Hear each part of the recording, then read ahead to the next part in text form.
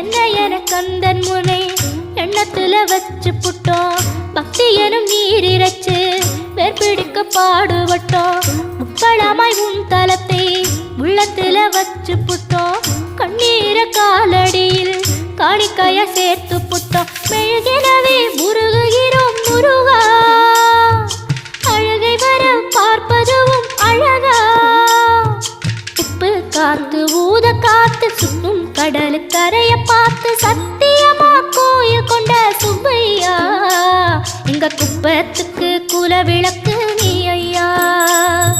திருச்செந்தூர் ஆண்டவனே வேல் முருகா